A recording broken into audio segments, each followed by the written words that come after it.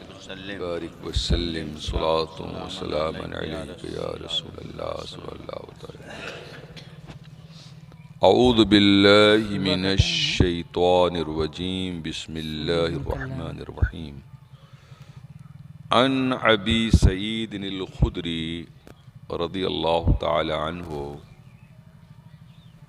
حضرت ابو سعید خدری صحابی رسول سے یہ حدیث منقول ہے، انہو سمع رجلا من الذین من اللیل یقرأ قل هو اللہ احد یرددها،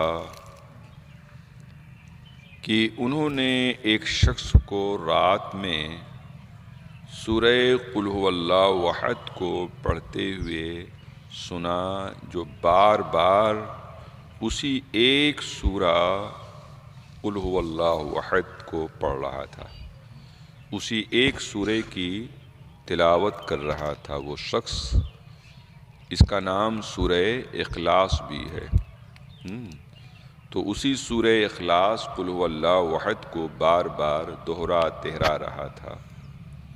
فلما اصبح حدث النبی صلی اللہ علیہ وسلم، جب صبح ہوئی تو انہوں نے نبی کریم صلی اللہ علیہ وسلم سے جا کر اس کا ذکر کیا کہ حضور، میں نے ایک شخص کو رات میں قل هو اللہ احد ہی پڑھتے ہوئے بار بار پایا کہ وہ بار بار اسی ایک سورہ کی تکرار کر رہا تھا.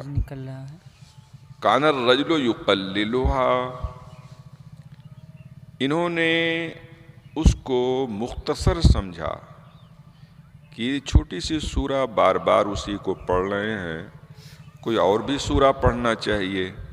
فقال النبی صلی اللہ علیہ وسلم، تو سرکار نے فرمایا والذی نفسی بیدی، خدا کی قسم، قسم ہے اس ذات کی جس کے قبضہ قدرت میں میری جان ہے، انہا لتعدل ثلث القرآن، کہ سورہ اخلاص کو کیا سمجھتے ہو؟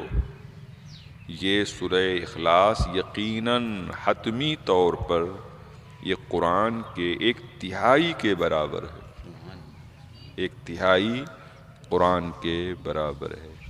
کہ جب کوئی شخص ایک مرتبہ قل هو اللہ احد شریف پڑھتا ہے تو ایک ثلث کا ثواب پاتا ہے، یعنی ایک تہائی 1/3 قرآن پڑھنے کا ثواب پاتا ہے.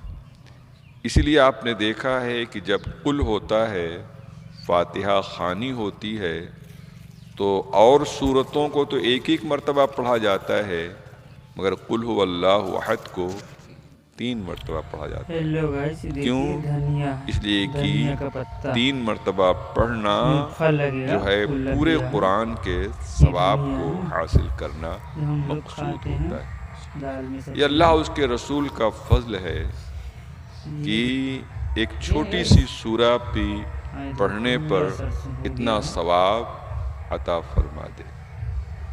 سورہ اخلاص میں اللہ تعالیٰ نے اپنی وحدانیت اور اپنی صمدیت، اپنی بے نیازی کو بیان فرمایا ہے. انشاءاللہ کل اس پر بیان ہوگا. تو جن لوگوں کو، جو لوگ قرآن شریف نہیں پڑھے ہیں اور ان کو سورہ اخلاص یاد ہے، قل هو اللہ احد شریف یاد ہے، تو ان کو چاہیے کہ یہی بیٹھ کر قل هو اللہ